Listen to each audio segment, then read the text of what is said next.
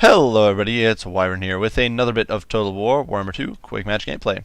This time around we are on the Spice Dunes playing as the High Elves against the Beastmen. And this was a match from my Twitch stream, so I'll hopefully remember to link it down in the description below. I was playing quite a few matches, and I'll hopefully link some of the better ones out on onto the on YouTube here. I'll hopefully cast a few of them, but either way, I was kind of messing around. I was looking to try out the High Elves. It's a faction I don't play all that often, and I wanted to try them out. And my opponent decided to choose Beastmen. And for those of you who don't know, Beastmen are a really rough matchup for High Elves. Unless you manage to get lucky with terror outs, Beastmen can just swarm all over your infantry. They can outnumber you. They can bring hordes of Bestigors. They can bring a Cygor to crack your really elite troops. They can bring Fate of Buna. So they can obviously bring Minotaurs. They've got just such a variety of units, all of which can hard counter you pretty effectively. They can really mess you up. They can bring Devolve to annihilate clumps. Centigors, so much stuff that they can bring to really punish you. And so either way, I was trying to build a composition here that could counter whatever my opponent brought. I brought a very elite front line. You can see for my lords, I went with a Lord heavy or Lord/Hero heavy build backed by a solid front line with just minimal skirmish support. For my Lord, I did bring Teclis with quite a bit of spells. He does have Shield of Safri, he does have Wild Heart, Greater Arcane Conduit, Net of Mintok, Enfeebling Foe, Flock of Doom, Regrowth, Potion of Troy, and Bound Fiery Convocation. So definitely, I think, a decent selection. Definitely a lot of spells in there, but I think all of them can be useful, and Teclis does have a lot of Winds of Magic. He's not a Lord I use very often, so I was actually shocked throughout this game how much Winds of Magic I got out of it. As you can see, it's going to be a bit of a long one. For my nobles, I do have two of them. Nothing fancy, both on a horse, with one of them having Foe Seeker because I had a few leftover funds. Frontline is composed of 3 Swordmasters of Hoeth as well as 2 Spearmen. Basically to crack enemy Bestigors if I need to, provide some support against Minotaurs with the Spearmen. And figuring that if my opponent brought Cygors, I'd basically just push in and try to snipe the Cygors or time down with Illyrian Reaver Archers, with the Illyrian Reavers over here, or with my Lords.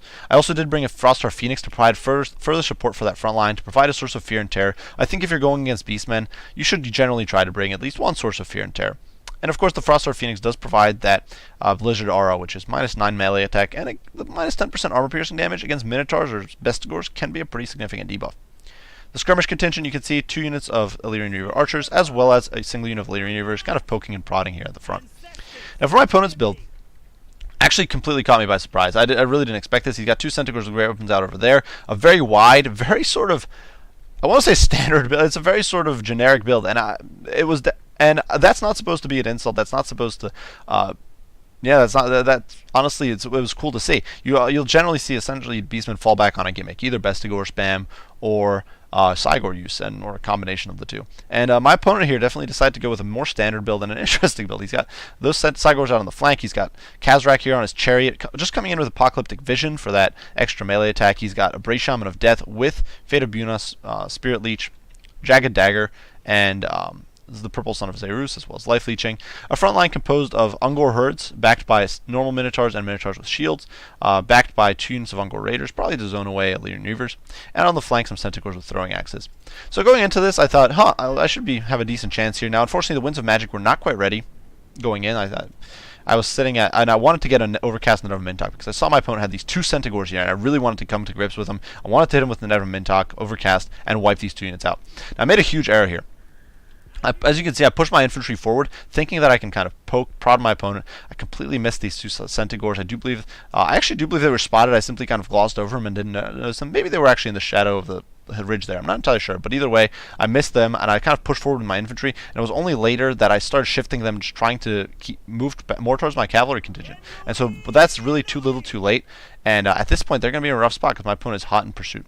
Now, fortunately for me, though, I do get this Net of Mintok here, Overcast, one of the few times I actually use an Overcast Net of Mintok, and in goes the Cav. You can see the Illyrian Reavers in there. The Centigors with throwing axes are not a match for Illyrian Reavers or Illyrian Reaver Archers in melee, even with their even without these, if they get a charge off, and obviously with martial prowess, these guys are just going to collapse incredibly quickly.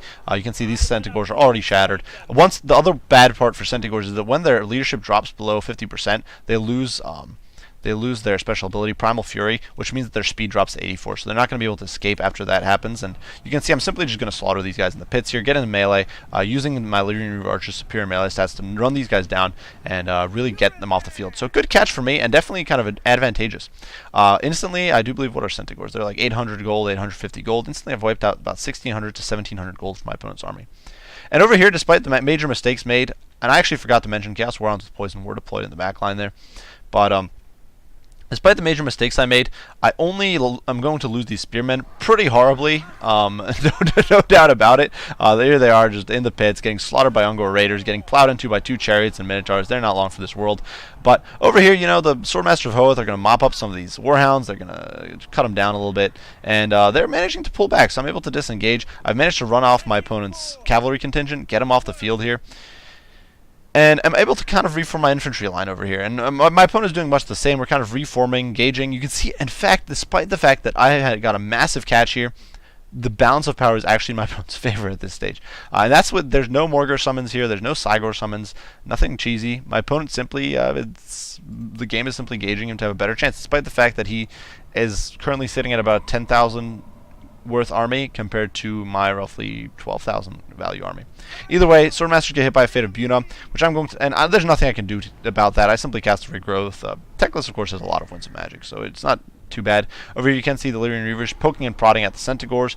I'm trying to delay the engagement a little bit because I do have this range advantage with the Lyrian Reaver Archers. My opponent could push in with the Ungors, but I just do have this fire going in. In the meantime, these Lyrian Reavers are trying to get around the flank to spank my opponent's backline. But my opponent does decide to simply push, and these Minotaurs with shields are going to be able to absorb that Lyrian Reaver fire pretty well. These Swordmasters are really badly beaten up. And my opponent is going to get some full-blooded charges in here. And I should have definitely tried to interrupt them with the Frostheart Phoenix. My opponent actually pulls back his Minotaurs here and then shifts to get a kind of blob up on this flank over there. You can see the archers just pouring fire into the Minotaurs with shields, but nonetheless, my opponent definitely has a huge numbers advantage here, so he's going to be in a decent spot. And you can see I'm trying to chip away these Minotaurs, but unfortunately the Swordmasters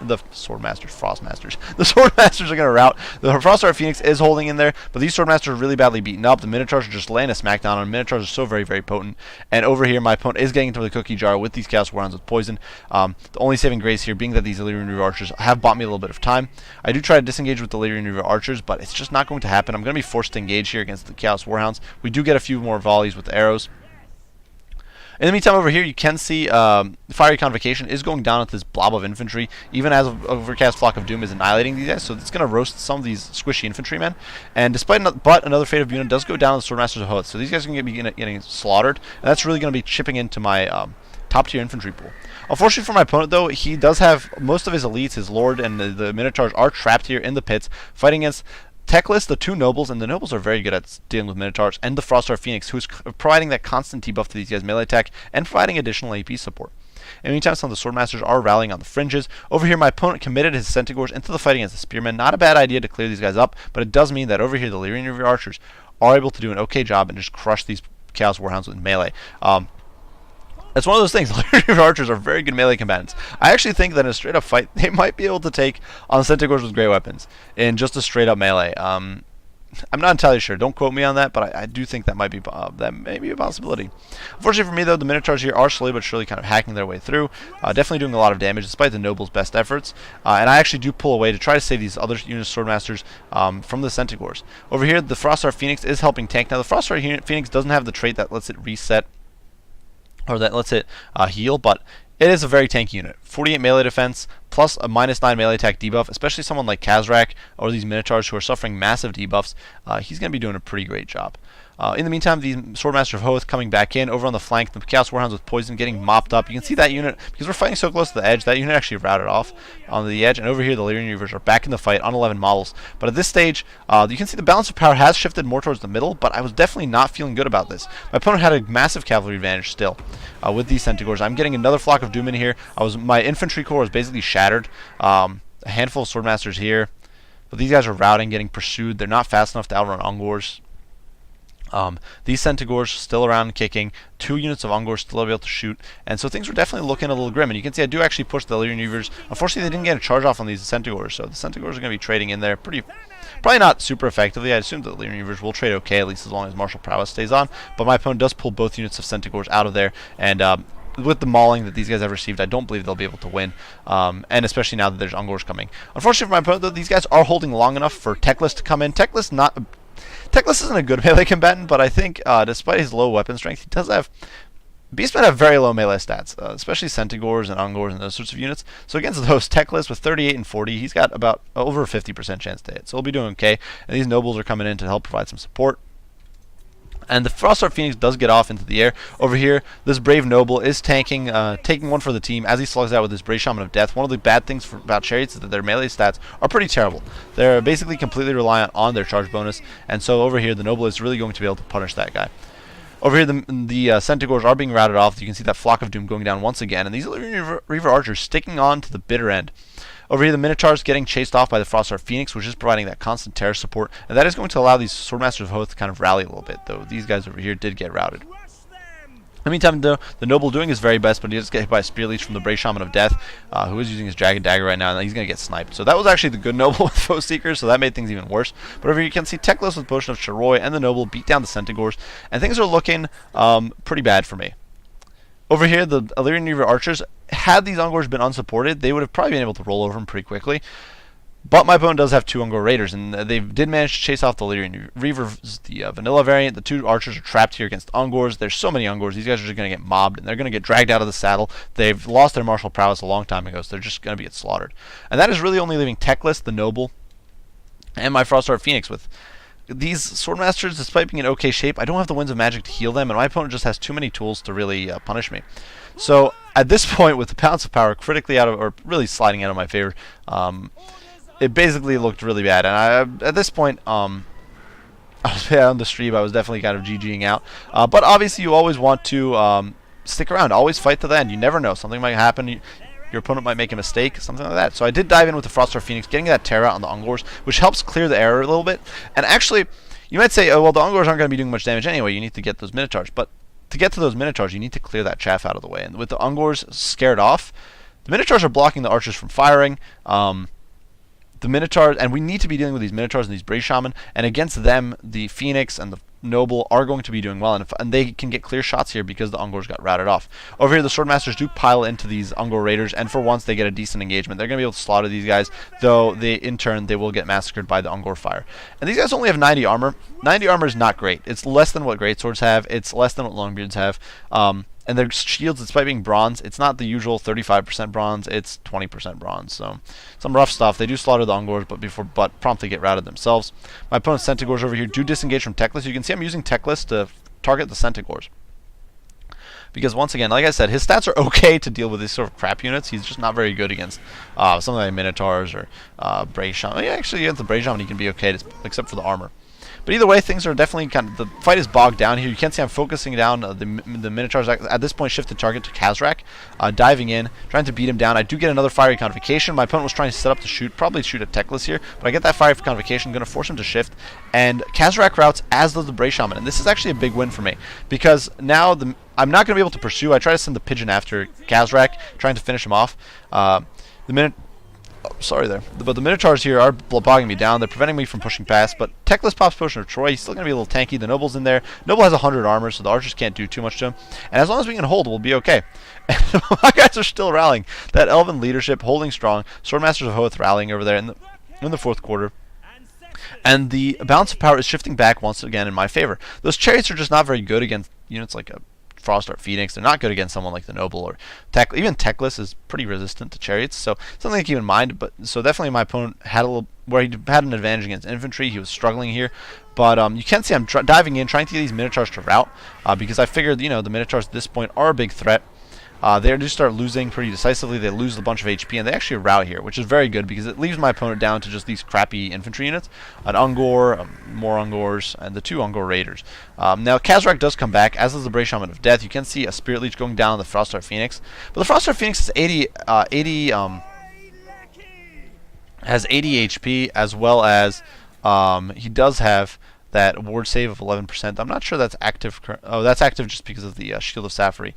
So we don't have enough Winds of Magic, obviously, for the other shield. But nonetheless, He's being rather tanky. The Frostar Phoenix, and I do hit him with a regrowth, which I'd saved up for, because I figured that at this point, obviously, Techless is the portion of Troy. The Noble's tanky against archers. The Phoenix, though, is so crucial for that terror support. So over here, you can see I fainted a charge on the Ungors, and instead get a rear charge in with the Frostar Phoenix, which I think is nice. I think that's the way to go. And I do manage to pincer Kazrak here in the pits. He's trying to push past. He's trying to use his mask on the Gorby's chariot to push past. But the Noble isn't there. He's getting chopped down, and I do believe Techless here might actually, we'll see. I'm not entirely sure who strikes the final blow. Techless, I think, did. And he gets knocked off his high horse, or his high Gorbeast there. And that is going to cause a chain route. The Brave Shaman of Death is going to terror route. These Ungors are going to tear out. At this point, it is going to be a bit of Benny Hill action. So definitely a game that turned around from a really rough spot. You can see this guy's shattered. I'm not bothering with him. So the Minotaur's shattered, so at this point, it's just a question of pursuing these Ungors. Now, that really does only leave these Ungors. We do push in here. You can see Techless charging in, and obviously nothing fancy. We do hit him with a Flock of Doom, and then get a rear charge in with the Pigeon to force a route. So a long match, a tough match, and a match that came right down to the wire. Looking at the stats, you can see the Swordmasters just got annihilated by the Minotaurs. They got annihilated by my opponent's good usage of Fate of Buna. Very well. I think my opponent was very much on top of using his magic. Really, the biggest problem for my opponent was getting both of this. Had my opponent Centaurs, had he split his Centaurs up a little bit more, so I wasn't able to get that beautiful net. The Centaurs could have actually probably swung that match. Techless was so beat up, the Frostar Phoenix was so beat up, the Noble was so beat up, they would have easily been able to apply that damage that was needed to probably break the game, to bring the game into my opponent's favor. On my side of things, definitely Techless and the Goon Squad of Nobles here played a key part, as did the Frostar Phoenix, in just causing repeat terror routes. The infantry, you can see one unit of Swordmasters did well, the other two collapsed with very little done. Given that they were fighting Ungors, 35 and 36 kills is nothing to brag about. The Spears, one of them of course folded like a wet rag, the other one not doing too great. The little Reavers though, kind of got slaughtered in the pits. The Archers, though, definitely did an MVP job. They lasted for a very long time. They only really broke because they got annihilated by rear fire. They took on Hounds. They took on Centaurs with throwing axes. They took on Centaurs with great weapons. They basically took on this entire chunk of my opponent's roster, easily about 3 times the value of these guys. They took on them repeatedly and won. Obviously, sometimes a Noble supporter, but still, that was really impressive. And it was only really that last fight with the Ungor Herd and the Ungor Raiders interfering that saw them laid low. So these guys definitely did a great job, and I think these guys are kind of a unit you always want to bring against the Beastmen. But either way, with this build, I was satisfied with the supporting elements. I'm still not sure what to do with like an infantry corps. Maybe just spears. Maybe spears and bring more cav. Because spears can hold okay. The biggest problem is, what are you going to do against Bestigors? Nobles have AP, but they are anti-large. They're not great at dealing with mobs of heavily armored infantry. Frostar Phoenix, similar. It's more of a sniper unit and more of a debuff unit. That's the main reason I was bringing those. I don't know, maybe a dragon, but maybe spears and a dragon. I'm really not sure. You guys can leave your input in there. Obviously, this was a win, but it was a win that really came down to the fact that we got a bunch of terror outs with the Phoenix. And my opponent definitely played very well with what was a pretty unconventional, against Hiles at least, build. So definitely a great game to my opponent Derp. I do hope you guys enjoyed the video, and like I said, if you have any comments, criticism, and if you have any advice on what I should be doing, be sure to share it and respond, and I'll respond as soon as I can. As usual, guys, I do appreciate you watching, and I will see you all in the next one. Bye for now.